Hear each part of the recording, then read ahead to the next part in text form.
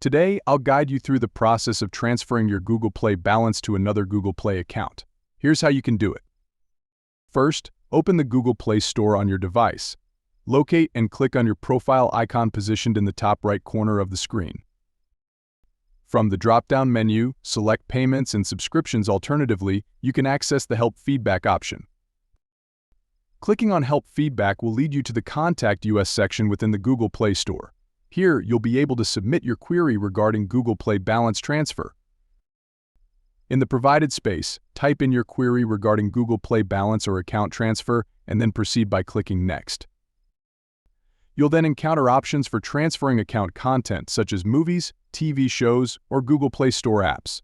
Choose the relevant category based on your query. After selecting the appropriate category, click on Next to continue the process.